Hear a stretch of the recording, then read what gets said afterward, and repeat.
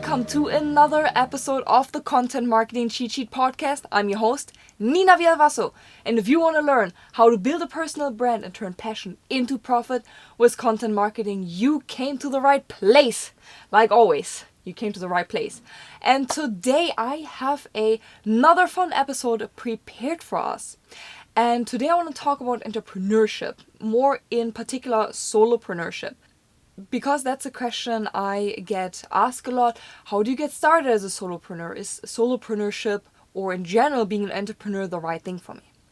And I don't want to talk about here's how you find the idea and here's how you find or establish an entity or register an entity.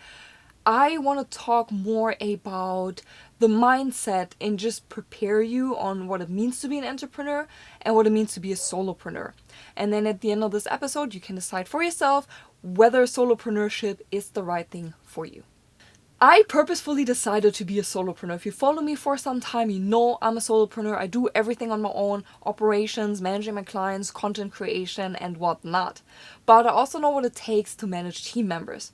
I'm a chief marketing officer for a law firm, and I also oversee operations, and we have a lot of team members. Myself, I manage a good amount of team members, so I know what it takes to manage remote and in-house employees, and that's the reason why I decided for the social wisdom that I want to start that journey on my own. Maybe in the future I'm going to add employees, but at least now or in the foreseeable future, I don't see myself having anyone else besides myself. And people always ask me, how do you get so much work done as a solopreneur? How do you do all of that stuff? How do you publish and push out tons of content while still listening to your clients and helping your clients grow online? And I'm telling you, there is so much you can achieve by just being one person. You will be surprised how much you can achieve in just a few months by being super organized. But also, for example, my business, The Social Wisdom, currently it's just a side hustle. I work on my business whenever I can. I work on it on the weekend. But people are always surprised when I tell them, you should just follow your dreams. You should just go for it. Even if it's just a side business, even if it's just a side hustle, or you allocate a few hours during the week for, let's say, your business idea that you have. But at the end of the day, that little small business idea, and I put that in quotation marks, small, or your side hustle, all these things that you do besides your full-time job can have a huge impact on your job, on your career, on future job opportunities. So even if you just thinking about, maybe I want to be a solopreneur for my side hustle, or I just want to start my side hustle and I never wanted to take it to a full-time business, I never want to run this as my sole income source, that's totally fine. But those little small things that you do on the side can still help you to get a better full-time job as an employee. So whether you're thinking about starting your business as a solopreneur or you're currently a little bit overwhelmed being a solopreneur, I got you. So let's dive right in. Number 1, start small. I'm a big believer in starting small before expanding. When you're starting out, you should focus on one project and finishing that one project first before jumping on other projects. Because if you are trying to accomplish multiple things, at the end of the day, you will accomplish nothing because you're spreading yourself way too thin. I have a system that works very well for me and I want to share that with you. And that's categorizing your projects. So basically putting your different projects into buckets. So for example, content creation. Content creation is your overall theme or my overall bucket. And within this bucket, I have TikTok content, I have YouTube content, I have blog content. And instead of writing one blog post, so for example, you write a blog post, you film that video, and you produce social media content for just one piece, instead you should bundle your tasks. So you should say, I allocate a Friday afternoon, 3 hours, and I just create TikTok videos. So you go out there with a goal to create anywhere from 10 to 15 TikTok videos. Same goes for YouTube videos. Instead of sitting down, recording one video at a time, you should sit down and create 2 to 3 videos in one session. This will not only help you to stay organized, be on trend, but it also will help you to accomplish way more things because you're focusing on solely one task. So really focus on one thing, whether this is content creation or dealing with your emails or dealing with customers. Really set a chunk of time for doing those tasks and you will realize you will work way more efficient. I also urge you to start out with a smaller budget. I know how tempting it is to finally set up your own business. You start your own business and you think, well, what else do I need? I need an office space and I want video equipment. I want the best camera. I want the best computer. I want the best tools. And at the end of the day, you don't need any of that. You can just start out in your kitchen with just a computer and you can record content on your phone. You don't need a $5,000 camera. You don't need a huge office space and you don't need a fancy studio. When you're starting out, start with the equipment that you really need and that your business really needs. In a couple of months or years, if your business generates money, of course you can upgrade your equipment. But at the beginning, as long as your business does not generate money or enough money, don't splurge or don't spend on things that you don't really need. Because one thing you don't want to do, you don't want to overcommit yourself, but your business doesn't generate any money. Also, when you're barely starting out, do not take on too many clients. Don't get overwhelmed by accepting every client, because in the end of the day, that will lead to failure. If you're just onboarding your first client, stick with that one client, depending on how long your contract is or your project with that client, before onboarding someone else.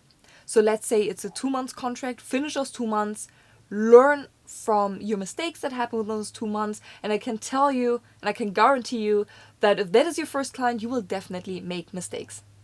And those mistakes could be communicating with your client, deadlines, the proposal, the whole outline for your scope of work. And I speak from experience because all those things happened to me when I onboarded my first client. Getting your first client, seeing how it works and learning from that experience will really help you for future clients to serve them better and to become a better business person. Because if you overcommit on getting too many clients at the beginning and you cannot all serve them, that does not only look super bad on you, but it could also lead to negative reviews and people might not hire you in the future. And if now you're thinking to yourself, I cannot just live from one client, but then at least commit to a month of working with a client until you get in the groove, you understand working with someone else before onboarding other clients. Number 2, make sure you're setting realistic goals and expectations. And when I say goals and expectations, I don't mean, for example, the goals that you want to achieve in your business. So for example, I want to become one day a millionaire, or I want to own the space. Those are great goals, and you should always set up goals that are so big that they scare you. But in this instant, I am talking more about setting goals that are setting you up for success. As a solopreneur, you have to do everything on your own. And I mean everything. Sales, marketing, branding, client outreach, answering emails, the whole 9 yards. So if you set up unattainable goals such as I want to reach 7 figures in the first 2 months, or my first launch has to be super successful, and then those things fail, so they're not going to happen, it will leave you very disappointed. And if you continue to setting those unrealistic goals, it will definitely have an impact on your own, like your mental health, but it will also have an impact on your motivation, and your business will definitely suffer. So for an example, you cannot expect a marathon runner to sprint the past 2 miles after that person already ran almost the entire marathon. So don't expect yourself to work 20 hours and still be super productive, because that's just ridiculous. Instead, set realistic goals, set realistic expectations, and allow time for you to relax and take your mind off from your business. Number 3, be open to change. As a solopreneur, changing directions are inevitable, whether this is changing your content strategy, or changing the way you approach clients, or completely redoing your branding, or even changing your business name, although I don't recommend the latter. But all of these things are part of being a solopreneur, of having your own business. Also, one day you might change locations, you might change business hours. There are days where you will work more, there are days where you work less, and that's the beauty of being your own boss. But at the end of the day, you have to understand those things. You have to be open for change, you have to be super flexible when it comes to content creation, the way you run your business. You have to overcome difficulties, you will have highs, you will have lows, but it's at the end of the day really up to you to push through these, to acknowledge them, and how can you make them better. So it's really up to you to be flexible, pivot directions, and get you to the successful business owner that you want to be. Number 4, perfection versus progress. Perfectionism will kill your business. Yes, it sounds harsh, but if you really want to be perfect, don't even start your own business. If you keep working and working on your product or service to perfect it, you will never launch your product in the first place. Forget about perfectionism and focus on progress. Moving forward in any way is a success. So, for example, you have to launch your product, just have to put yourself out there. Launch your first product, even if it's not perfect. But the feedback that you will receive from customers or anyone who tried your service or product will be so helpful to perfect that product and to make a better version out of it. But you will only receive feedback if you put your product out there, if you put yourself out there. So go ahead and make some mistakes. You will learn more that way anyways. Number 5, find a mentor. If you're working for yourself, so if you're a solopreneur, you should consider getting yourself a mentor. And a mentor could be anyone from like a family member that you know and you trust. Or it could be someone that you used to work with. Maybe it's an ex-boss. Or anyone that you feel comfortable and confident in that can help you if you face any difficulty with your business, but also someone who can provide advice. A good mentor has been there. So currently the way that you're walking, a mentor already walked that way and should be able to give you advice and guide you through the jungle of whether it's content creation or business entities or whatever it might be. But a mentor should also be someone that can help you if they don't know the answer, at least they know someone that should know the answers. A mentor should have all the necessary skills to provide critical feedback, to be honest with you, but also someone who can help you get through all those difficulties. And as I mentioned before, you can find a mentor by looking at your family members, maybe your ex-boss. But if there's no one in your near surroundings, so no one that you used to work with or your family and friends, you can always turn to social media. You can go to networking events, you can find networking groups on Facebook, you can find people on Twitter. You just have to look for them. Now that you've heard on starting small and focusing on progress and finding a mentor, the big question in the room is really, is solopreneurship something for you? Of course, I cannot answer the question for you, but I can tell you that being a solopreneur is a fantastic way to start your business as long as you're willing to do the work. You have to understand that as a solopreneur, you will wear many hats. So from content creation to outreach, marketing, branding, and operations, and everything in between. And yes, sometimes that is super overwhelming. But once you achieve the results, they're incredibly rewarding because you look back and you think, wow, I achieved all of those things all by myself. During the process, you will understand how much time it takes to complete a task, but also what boundaries are necessary for you to have a healthy work-life balance. The main advantage of really running your business as a solopreneur is just the overall cost associated with your business. You will have low overhead costs because most likely you can work out of your kitchen, you don't have any employees, and you will only spend money on your marketing or on the equipment. So a good chunk will go probably directly into your pocket.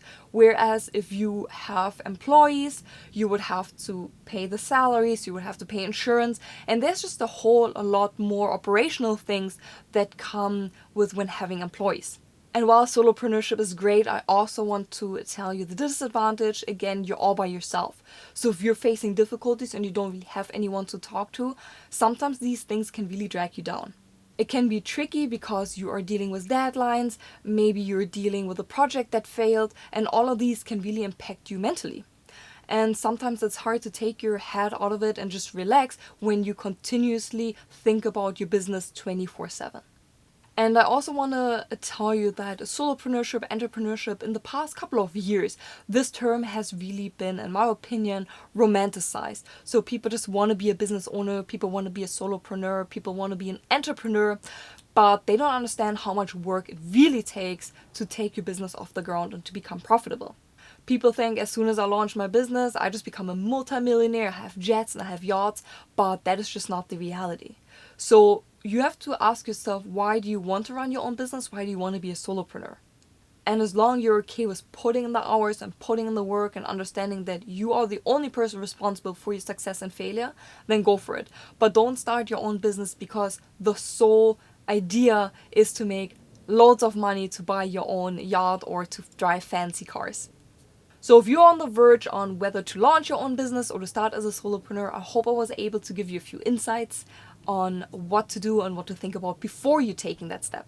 I know it can be tricky sometimes, I know it can be challenging, and yes, I get it. It can even be scary to start your own business, but every entrepreneur out there started with one sentence, and that is, yes, I can do it. So I believe in you. You can also do it, and if you ever need a mentor, you can always reach out to me. And before you go, I want to tell you, don't be afraid of failure, because failure is just another way to get feedback.